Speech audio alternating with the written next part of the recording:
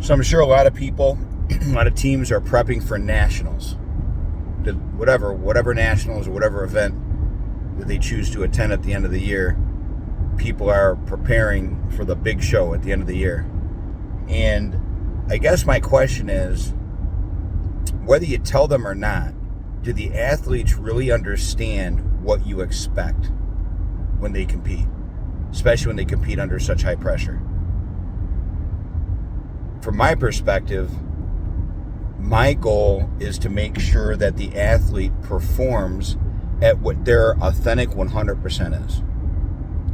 If their 100% cannot beat their opponent's 100%, meaning they're just more skilled, they were faster, better, stronger somehow, they zigged when they should have, they didn't zig when they should have zagged, they did everything right, then that's okay. That's called competition.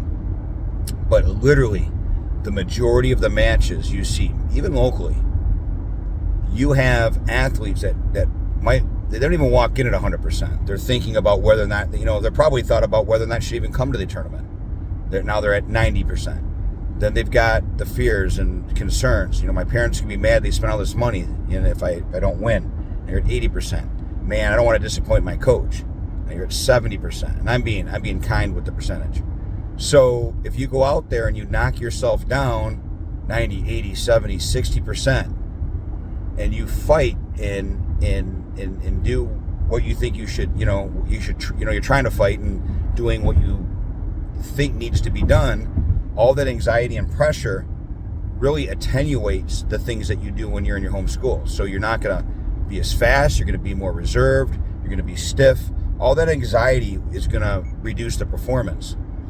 And so the thing that I always reinforce to the athletes is I could care less if you lose. You can't not try.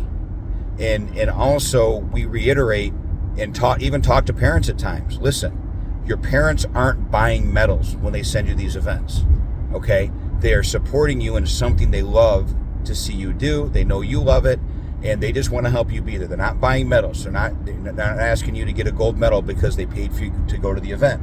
As a coach, no, I will not be disappointed as long as you go out there and do your best and apply what I've taught you, but it's okay if you lose.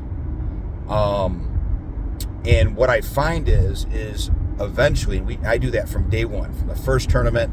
Listen, we're not here to win today. We're here to go out and see if you can perform the things you've been taught, and then we'll go from there. We tell them that the only indicator of how well they did is the coach. So if you lost the match, but the coach says you did everything you were supposed to do, just got beat, then that's your measure. If you go out and flame out and don't even do the things you were taught, my conversation is, listen, there's nothing to discuss.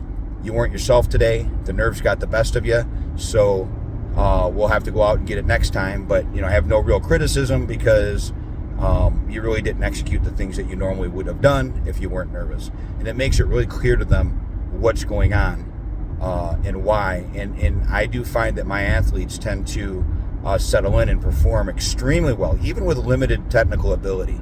I've got kids that might not kick as well as their opponent, but sometimes they win the match because they're going out there uninhibited. They're going out there just trying to win every second.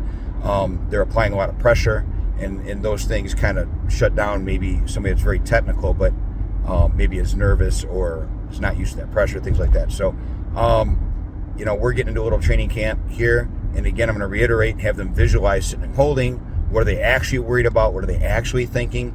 I've done the visualization before and had athletes tear up thinking about the stress just before a match. And we try to deal with that mentally over and over again before we get there, so at least they know what to expect and we can have some of the same thoughts. So just some ideas and thoughts for the pressure the athletes feel when they compete. Now, of course, seasoned athletes get through a lot of that. Some people are built different. Some people don't get affected by the pressure. But as a general rule, I think this is very common.